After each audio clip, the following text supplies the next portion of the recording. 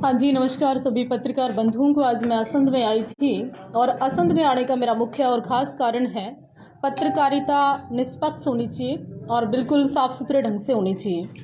5 तारीख का विषय है। 5 तारीख को नरवाना से 3 पत्रकार और एक कैमरामैन मेरे पास आए देवाजी धाम में, और देवाजी धाम में आने के बाद कहते हैं जो आपका नरवाना से विवादित विषय चल रहा है, इसको छोड़ के आपकी फैमिली के कुछ मैटर हमने रिकॉर्ड किए मैडम, और रिकॉर्ड करके हमारे पास वीडियो है। क्या करना है उनका? मैंने कहा अगर आपके पास कुछ विषय हैं तो चला दीजिए। खबर का मतलब होता है खबर, आप चलाइए पत्रकार महोदय। तो इतने पे वो रुके नहीं, कहते हैं ऐसे हैं मैडम जी, आप 5 लाख रुपए का इंतज़ाम कर लें। मैं कैसे? कि या तो आप हमें 5 लाख रुपए दे दीजिए, और नहीं तो हमारे पास कुछ एक ऐसे मैटर है उनको हम डिस्प्ले कर देंगे, यानी कि आपको एक्सपोज कर देंगे। हाँ, मैंने कैसे है, आप लोग बिल्कुल जो आपके पास इंटरव्यू हैं, जो आपके पास वीडियो हैं, आप बिल्कुल चलाइए और चलाने चाहिए। पत्रकार को क्यों रोक रहे हैं आप? तो करते करते कहते नहीं आप 5 लाख रुपए का इंतज़ाम कर लीजिए साध्वी जी, ऐसे नहीं होता, वैसे नहीं होता, हम 2 दिन वेट करेंगे आपकी। तो मेरे पास से वो 2 घंटे बैठे रहे। मैंने फिर बंदे बुंदे बुलाए। इस समय मैं अकेली थी और कहने लगे माइक तो पकड़ा हमने, एक सोनू है लड़का, 2 और लोग थे, एक नवीन था, एक विशेष जो हरियाणा पोस्ट वाला है लड़का जिन अपना नरवाना से, वो था। चैनलों का नाम बताइए। हाँ, मेन तो वही था, हरियाणा पोस्ट वाला लड़का। तो उसने विशेष तौर पे कहा कि माइक तो मैडम मैंने अब पकड़ा है, पहले मैं बदमाशी करता था और आप शायद समझ नहीं रही है मुझे। मैंने तो क्या सीधी धमकी दे डाली आपको? हाँ, तो उसके बाद जब वो मैं अकेली थी और धमकी देने लगे, फिर मैंने करनाल कॉल करके अपने बंदे बुंदों को बुलाया। मैंने कहा ऐसे ऐसे करके मुझे डराने का प्रयास कर रहे हैं, और नरवाना से आए हैं 5-6 लोग। मैं तो इनको पत्रकार समझ के 2 से 3 बार बाइट दे चुकी हूँ, अपना विषय रख चुकी हूँ, मैं अपना जिंद के बारे में सब बता चुकी हूँ, ऐसे ऐसे करके परेशान कर रहे हैं। जब हमारे सारे लोग आए तो उसके बाद वो कहने लगे जी हम नहीं चलाएंगे न्यूज़, कोई बात नहीं, और सॉर्ट आउट हो गया, और आप खालिस्तान के विषय पे बोलो ताकि आपके खिलाफ और मैटर इकट्ठा हो जाए, समाज और भड़के, सिख हिंदुओं, मतलब इस तरह की चीज़ें उन्होंने प्लानिंग की। जाने के बाद 2 दिन उन्होंने वेट किया पैसों का, और फिर उसके बाद गांव से, समाज से, आसपास से जो नेगेटिविटी फैलाने के लिए, इमेज डाउन करने के लिए, जिसमें कि मंदिर का एड्रेस बदलने की कोशिश की गई, मंदिर के ऊपर बकरा मुर्गा काटने का एलिगेशन लगाया गया, दारू जैसी चीज़ों को बोला गया कि मंदिर में आती हैं, तमाम ज़मीन के विवादों को जोड़ा गया, घर के पर्सनल मैटर को जोड़ा गया। इतनी शर्मनाक बातें उस इंटरव्यू में कहलवाई गई जो कि अपने आप में एक औरत जाति को शर्म आ जाए, और एक ऐसे व्यक्ति से जो खुद नशेड़ी है, ऐसा व्यक्ति जो खुद समय किया है, ऐसा व्यक्ति जो खुद की सिस्टर को एक बूढ़े के साथ शादी कर दे, सेकंड मैरिज कर दे, ऐसा व्यक्ति जिसको अपने परिवार का नहीं पता कहाँ है कहाँ नहीं, जो खुद के फादर को रोज़ पीटता हो, मदर को रोज़ पीटता हो, ऐसे व्यक्ति का उन्होंने इंटरव्यू लेके चला के बदनाम करने का पूरा प्रयास किया। ये था विषय। तो जिस तरह से मंदिर पर एलिगेशंस लगाई हैं जो निराधार हैं, तो इनको लेकर अब आप क्या कहना चाहेंगी? मैं एसपी करनाल से निवेदन करना चाहती हूँ पत्रकार महोदय कि मैं पाखंड के खिलाफ लड़ती हूँ, मैं तंत्र मंत्र के खिलाफ लड़ती हूँ, मैं इस विषय पे काम करती हूँ। जिस तरह से 5 लाख रुपए मांगकर पत्रकारों ने नरवाना से आके मुझे बदनाम करने का, मुझसे एक तरह से ब्लैकमेलिंग करके पैसे मांगने का जो कार्य किया, इन पत्रकारों के खिलाफ जल्दी मुकदमा दर्ज होना चाहिए। इस बीच एक महिला की एंट्री होती है अचानक, उसने कुछ बयान दिए हैं, क्या नाम है, क्या कुछ कहना है उस विषय में? कौन सी महिला की बात कर रही हैं? क्या है, वो डॉक्टर है या नर्स? ये जो षड्यंत्र है उसी लड़की लेडी का है, उसी के ये पत्रकार मिले हुए हैं, उसी से गांव के 2-3 लोग मिले हुए हैं। इस समय उन लोगों ने मुझे धमकी दी है कि भीम आर्मी के द्वारा और अम्बेडकरवादी कुछ लोगों के द्वारा हम आपके ऊपर हमला करवा सकते हैं, भीड़ में आपको मार सकते हैं, आपके खिलाफ इस तरह का षड्यंत्र कर सकते हैं। इसमें एक नहीं है, 10 से 15 लोग हैं इस पूरे उसमें। तो कहते हैं कि आपको डरना पड़ेगा। देखिए, जान चली जाए मैं डरूंगी नहीं, और ये 5 लाख रुपए मैंने नहीं दिए। चाहे पत्रकार महोदय वीडियो चलाएं, चाहे न्यूज़ चलाएं, चाहे आप मुझे मारें, कुछ भी करें, मैं पैसे नहीं दूंगी। किस विषय को लेकर के आए थे ये पत्रकार आपके पास? विषय 2 से 3 बार मेरा वो इंटरव्यू करके गए थे नरवाना के विषय पे। जो लेडी मेरे खिलाफ बोल रही थी, मोदी जी को नपुंसक बता रही थी, पूरी आरएसएस को बलात्कारी बता रही थी, संसद में बैठी औरतों को नचनिया बता रही थी, मोदी जी को कह रही थी वो तो कुछ कर नहीं सकता, नपुंसक है। तो उस विषय पे मैंने जवाब दिया था कि देश का प्रधानमंत्री है और प्रधानमंत्री की गरिमा होती है कि इस तरह के शब्दों का इस्तेमाल नहीं करना चाहिए। तो उस विषय को लेकर 3-4 बार हमारे इंटरव्यू हो गए। उसके बाद उन पत्रकारों को लगा कि मंदिर में आके बार बार अकेली रहती है सिस्टम ठीक है तो पैसे मांग लिए जाएं। तो इन पत्रकारों की क्या मंशा, समाज को खराब करने की मंशा है? सीधा सीधा है कि भीम आर्मी का नाम लेके जिस तरह से धमकी देना, अम्बेडकरवादी होके इस तरह सी बातें करना, साध्वी को जात पात के नाम पर भिड़वाना, पाखंड को लेकर एलिगेशन लगाना, मंदिर का एड्रेस तक चेंज करने का प्रयास करना, गांव के कुछ व्यक्तियों को लेकर पर्सनल मैटरों को उठा के मुझे बदनाम करना, तो उस आवाज़ में पैसे मांगना तो कहीं ना कहीं अपने आप में एक बड़ा क्राइम है। और पत्रकार होकर इस तरह का क्राइम करना मेरी तो कल्पनाओं से बाहर है ये बात। तो पत्रकारिता की आड़ में जिस तरह से एक एक्सटॉर्शन की कोशिश हुई पत्रकार है, भी थे या नहीं? पत्रकार भी थे या नहीं? वो तो जांच का विषय है ना। पुलिस देखिए वो यूट्यूबर थे, पत्रकार तो मैं उनको नहीं कह सकती, आई एम सॉरी, क्योंकि यूट्यूबर थे वो अपनी यूट्यूब पे व्यू बढ़ाने के लिए, पैसे कमाने के लिए। क्योंकि जब मैंने 2 से 3 इंटरव्यू उनको पहले दिए, वो लाखों में मिलियंस में इंटरव्यू गए, तो उनको लगा कि इनका सिस्टम ठीक है, तो वो फिर आगे 4-5 लोग इकट्ठा होके और सीधा बोलना कि माइक तो अब पकड़ा हमने, पहले हम बदमाश ही थे। तो लगातार इस विषय को लेके 5-7-10 लोगों को उन्होंने हमारे पीछे लगा दिया।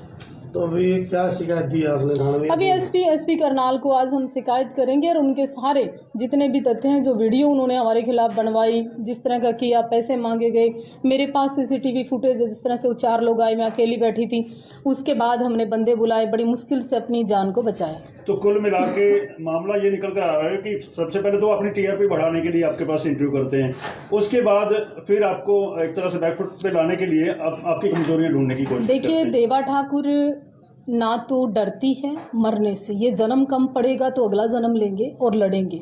दूसरी बात, मैं सारे समाज के लिए काम करती थी, करती हूँ और करती रहूँगी। तीसरी बात, ये पत्रकार का स्वरूप धारण करके जो यूट्यूबर नरवाना से आए, हरियाणा पोस्ट वाला या सोनू उसके साथ था, एक नवीन था, मेन जो व्यक्ति है उसका नाम मैं नहीं जानती पर उसके चैनल को मैं जानती हूँ, जिसने विशेष तौर पर मुझे धमकी दी और लगातार वो कभी किसी लेडी के पास जाता है हमारे खिलाफ, कभी किसी, क्योंकि मैं चाहती हूँ कि जिस लड़के ने हमारे गांव से वीडियो बनाई उसका, पत्रकार का, नरवाना वाली लेडी का मोबाइल खंगाले जाएं, उनकी मनसा जानी जाए, उनकी प्लानिंग समझी जाए एसपी करनाल द्वारा, ताकि ये पता चले कि वो हमारा मर्डर तो नहीं करना चाहते, हमसे पैसे क्यों मांग रहे हैं, इसके पीछे और लोग तो नहीं है। तो ये बड़ा विषय है। तो आपके खिलाफ जो है एक तरह से प्लांट करके स्टोरी पे स्टोरी निकाल कोई ऐसे लिंक दिखाएंगे? खबर पे खबर की जा रही है ना, ऐसे लिंक जो उन्होंने चलाए हैं, ऐसे लिंक मैं आपको बाद में उपलब्ध करवा दूंगी। दूसरी बात, मैं उन पत्रकारों को बोलना चाहती हूँ, अगर आप में इतना दम था ना और आप इतने निष्पक्ष थे और आपके पास खबर थी और आप इतने पॉपुलर थे,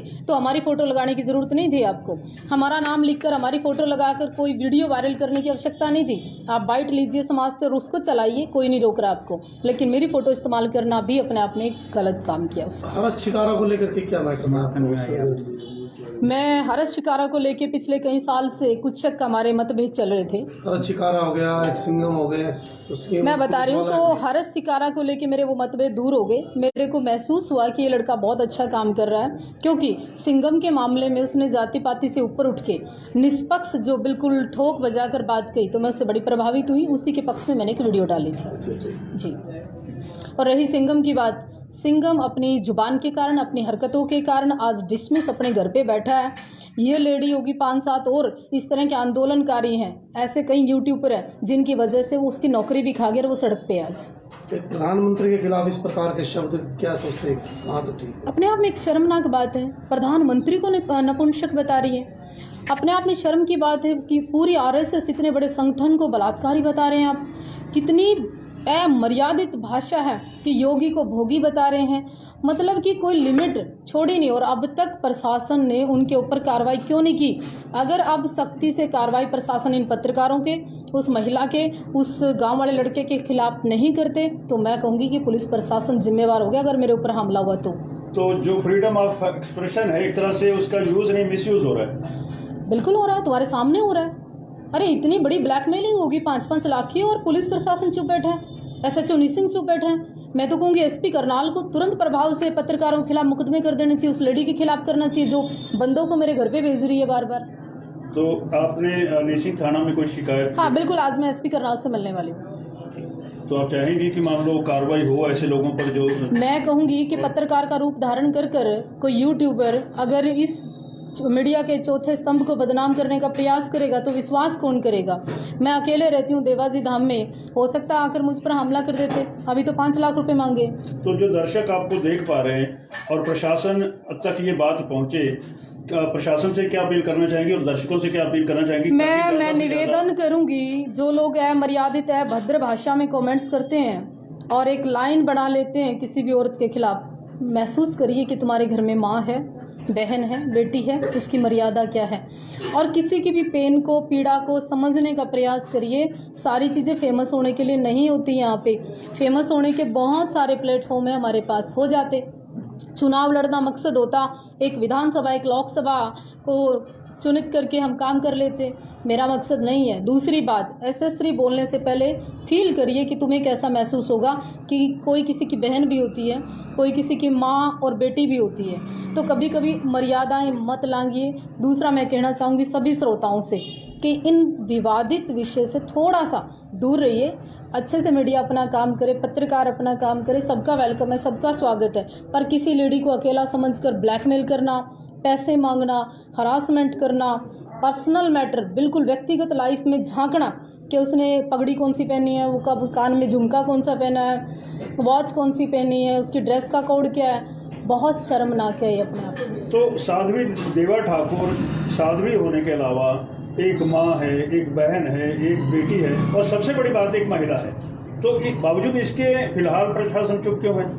प्रशासन को मुझे लगता है कि संज्ञान लेना चाहिए, और ये संज्ञान नहीं लेंगे तो हम संज्ञान दिलवाने का काम भी करेंगे, प्रशासन से गुहार लगाएंगे, रिक्वेस्ट करेंगे, जाएंगे, बात करेंगे, और मुझे लगता है हमारी बात सुनी जाएगी और बात पर कार्रवाई भी होगी। आप बता रहे हैं उन्होंने माफी भी मांगी थी, किसने? उन लोगों ने। हाँ, जब ये मैटर वहाँ पर हुआ तो वहाँ से जाने के चक्कर में माफ़ी मांगी, हमसे कहा कि साध्वी जी गलती होगी, हमें लगा कि इजी हो जाएगा सब कुछ।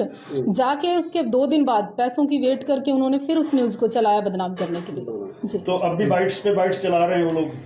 हाँ, उसके छोटे छोटे टुकड़े बनाकर बाइटें चला रहे हैं, हमारी कोई पुरानी फ़ोटो उठा के चला रहे हैं, कोई हमारी व्यक्तिगत अपने पर्सनल जो ड्रेस कोड होता है हमें फेसबुक पे पोस्टर डालते हैं, कभी मेरे भाई की फ़ोटो, कभी मंदिर के चारों तरफ का व्यू, कभी हमारी सिक्योरिटी लीक करने की बातें, कभी हमारी गाड़ियों की फ़ोटो, कभी हमारे आने जाने का शेड्यूल बताना, मतलब कि कहीं ना कहीं देवा ठाकुर के ऊपर हमला हो। जो आपका राइट टू प्राइवेसी है उसका शरेआम उल्लंघन है। बिल्कुल, मेरी फ़ोटो पोस्ट करने का कोई मतलब नहीं बनता। मेरी फैमिली मीन्स मेरे भाई की फ़ोटो मेरे साथ गलत तरीके से लगाकर उसको वायरल करना हाँ यस, कोई मतलब नहीं बनता। दूसरी बात, मेरे ही घर में आके 4 लोग अगर बदमाशी दिखाएं, इसका कोई मतलब नहीं बनता। तो आप के खिलाफ अगर भ्रामक जो प्रचार हो रहा है तो आप तो सीधा फेसबुक पे या यूट्यूब पे जाके भी आप इसको काउंटर कर सकते हैं। मैं तमाम आप ही को नहीं, डिस्ट्रिक्ट करनाल को ही नहीं, पूरे हरियाणा के सभी पत्रकारों से निवेदन करना चाहती हूँ, अगर आपको मुझसे कोई भी बात करनी है, मैं छुपी हुई वस्तु नहीं हूँ, ना ही मेरी कोई ऐसी किताब है जो बंद पड़ी है।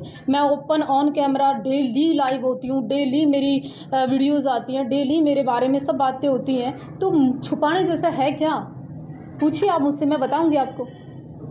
तो साध्वी देवा ठाकुर को सुन रहे थे आप, लगातार उन्होंने जो बातें बताई हैं वो तमाम चीज़ें हमने आपके समक्ष लाने की कोशिश की है। इसलिए तमाम जो दर्शक हैं उनसे अनुरोध है कि इन तस्वीरों को ज़्यादा से ज़्यादा शेयर करें ताकि प्रशासन इस पर संज्ञान ले सके।